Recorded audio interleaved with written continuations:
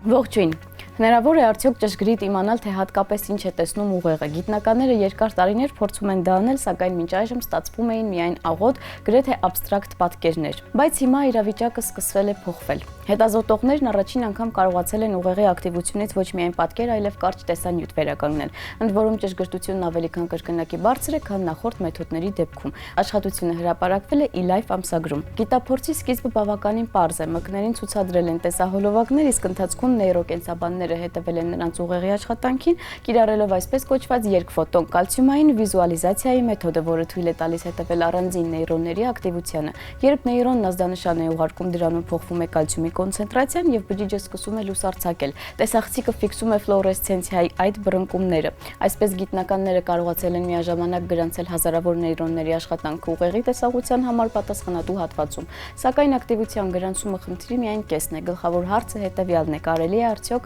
այդ ազդանշաններով հասկանալ, թե ինչ պատկեր է ընկալել ուղեղը։ Դրա համար հետազոտողներն օգտագործել են արհեստական բանականության հատուկ մոդել, որն աշխատում է երկու փուլով։ Սկզբում համակարգը սովորում է կանխատեսել, թե ինչպես կարձագանքեն նեյրոնները ցանկացած տեսանյութի, նեյրոցանցին ցուցադրում են բազմաթիվ տեսահոլովակներ ու նեյրոնների համապատասխան ակտիվությունը, ինչը թույլ է տալիս որսալ օրինաչափությունները։ Ապա process-ը գլխիվայր շրջում են։ Մոդելը ստանում է ուղեղի ակտիվության պատկերն ու սկսում ընտրել այնպիսի տեսանյութ, որը կարող է առաջացնել նեյրոնների հենց այդ արձագանքը։ Աշխատանքը սկսվում է դատարկ մոխրագույն կադրից։ Դրանից հետո ալգորիթմն աստիճանաբար փոխում է պատկերը պիքսել առ պիքսել, նորից եւ նորից հազարավոր իտերացիաների ընթացքում։ Ու յուրաքանչյուր անգամ արհեստական բանականության գործիքը ստուգում է, արդյոք նեյրոնային մոդելի արձագանքն ավելի է մոտեցել իրական պատկերին։ Արդյունքում մոխրագույն աղմուկից աստիճանաբար սկսում է հայտնվել պատկերը, այն ինչ համակարգի հաշվարկներով տեսել է ուղեղը։ Ճշգրտությունը բարձրացնելու համար հետազոտողներն օգտագործել են միանգամից 7 մոդել,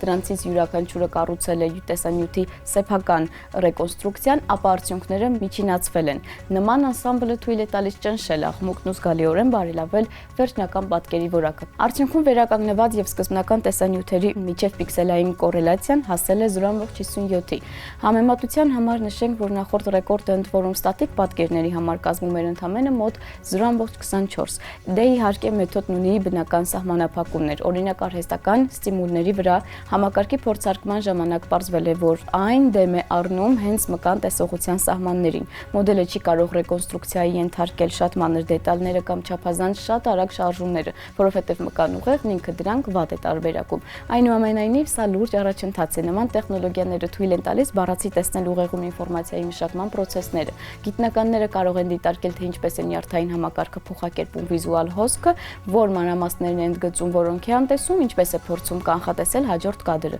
Ապագայում նման մեթոդները կարող են օգնել ավելի լավ հասկանալ տեսողության խանգարումները, ստեղծել ավելի ճշգրիտ նեյրոինտերֆեյսեր, կաթվածի ծանր ձևերով մարդկանց համար ու հնարավոր է վիզուալիզացնել այն պատկերները, որոնք ծագում են մեր երևակայության մեջ։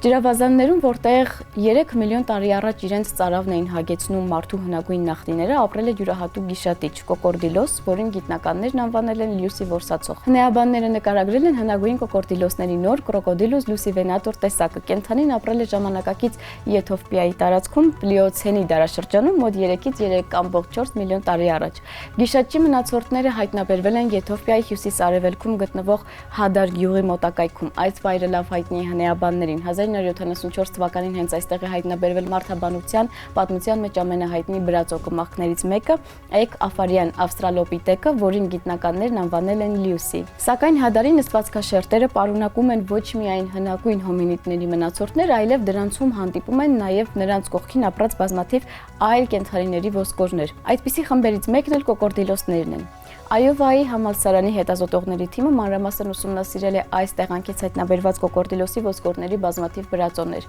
Դրանց տարիքը մոտավորապես 3-ից 3.5 միլիոն տարի է։ Վերլուծությունը ցույց է տվել, որ հայտնաբերված բոլոր նմուշները պատկանում են իսկական կոկորդիլոսների ցեղի կոնկրետ մի տեսակի։ Ընդ որում կենդանիների գանգի կառուցվածքը բավականին անսովոր է եղել, հատկանիշների մի մասը բավականին պրիմիտիվ է, մյուս մասը հակառակը, ավելի առաջադեմ համեմատած այլ հայտնի տեսակների հետ։ Արդյունքում հետազոտողները եկել են այն եզրակացության, որ իրենց առջև լրիվ նոր տեսակ է։ Ըստ գիտնականների գնահատականների կրոկոդիլուս լուսիվենատորի ամենախոշոր ներկայացուցիչները հասել են 4-ից 5 մետր երկարության եւ կարող էին կշռել 300-ից 600 կիլոգրամ։ Նման չափերի շնորհիվ այս կենդանիները գերագույն գիշատիչներ էին տեղի էկոհամակարգերի համար։ Ամենայն հավանականությամբ այս կոկորդիլոսներն ապրել են լճերում եւ գետերում, իսկ որսով զբաղվել են ճիշտ այնպես, ինչպես ժամանակակից կոկորդիլոսները։ Ջրի տակ թաքնված սպասել են ջուր խմելու եկող կենդանիներին։ Հսկա գիշատչի հնարավոր զոհերի թվում կարող են լինել նաև հնագույն հոմինիդները, այդ թվում Australopithecus afarensis-ը։ Հենց այդ պատճառով էլ նոր տեսակին տվել են լյուսի որսացող անվանումը։ Սա իհարկե գիտական կատակ է, որը հղում է անում հայտնի բրածո կմախքին, ընդ որում գիտնականներն ընդգծում են հենց լյուսիի եւ հադարից հայտնաբերված այլ ավստրալոպիտեկների ոսկորների վրա կոկորդիլոսների հարձակումների հետքեր առայժմ չեն հայտնաբերվել։ Իսկ հենց կոկորդիլոսի ստորին ծնոտի քարացուկների վրա գիտնականները հայտնաբերել են ակոսներ եւ փոսիկներ, որոնք հասցրել էին մասամբ ապաքինվել դեռ գիշատչի կենդանության օրոք։ Ըստ վնասվածքների բնույթի գիտնականները ենթադրում են, որ դրանք նույն տեսակի մեկ այլ կոկորդիլոսի կծելու հետքեր են, հնարավոր է ցեղակիցների միջև տեղի ունեցած բախման արդյունք։ Ֆիլոգենետիկ վերլուծությունը ցույց է տվել, որ լյուսի որսացողը մոտ է եղել արևելաաֆրիկյան մի քանի այլ անհետացած կոկորդիլոսների, այդ թվում Տանզանիայում բնակված Crocodilus anthropophagusին եւ Քենիայից հայտնաբերված Crocodilus torbjarnasonին։ Այս տեսակները կազմում են կոկորդիլոսների այսպես կոչված պալեոաֆրիկյան գիծը, որը գտնվում է ցեղի բոլոր ժամանակակից ներկայացուցիչների ճյուղի կողքին։ Հետաքրքրական է նաեւ մեկ այլ դիտարկում՝ հադարի նստվածքաշերտերում հայտնաբերվել է կոկորդիլոսների միայն մեկ տեսակ, հենց Crocodilus lucivenator-ը։ Իսկ ահա Քենիայում Տուրկանա լճի մոտ գտնվող տարիքով մոտ շերտերում հայտնաբերվել են այս սողունների միանգամից մի քանի տարբեր տեսակներ։ Թե ինչու են միմյանցից համեմատաբար ոչ հեռու էկոհամակարգերն աչքի ընկնում գիշատիչների նման բազմազանությամբ, առայժմ հանելուկ է մնում։ Պարզ է մեկ բան՝ աշխարհը, որտեղ ապրում էին մարդու վաղ նախնիները, բնավ անվտանգ չէր։ Ու ջրավազանների մոտ նրանց կարող էին սպասել մի քանի մետր երկարությամբ գիշատիչներ, որոնք հիանալի հարմարված էին ջրից անակնկալ հարձակման համար։ Ինչ տեղի կունենա, եթե մարդուն հանկարծակի պարգևեն հանճարեղ բանականություն, իսկ հետո աստիճանաբար խլեն այն։ Հենց այս հարցն է ընկած Դանիել Քիզի «Ծաղիկներ Էլջերնոնի» համար վեպի հիմքում։ Պատմությունը ներկայացված է Չարլի Գորդոնի օրագրերի միջոցով։ Նա կոգնիտիվ խնդիրներ ունեցող մարդ է, ում ենթարկվում են փորձարարական վիրահատության, որն արդեն իսկ խելացի է դարձրել Էլջերնոն անունով լաբորատոր մկանը։ Չարլի ինտելեկտը սկսում է թռիչքացեվաճել, նա սկսում է հասկանալ աշխարհը, գիտությունն ու շրջապատող մարդկանց, սակայն շուտով պարզվում է վիրահատության ազդեցությունը ժամանակավոր։ Վեպը պատմում է գիտության սահմանների, բանականության արժեքի ու այն մասին, թե ինչն է մարդուն իսկապես մարդ դարձնում։ Իսկ այսօրվա համար այսքանը, կհանդիպենք։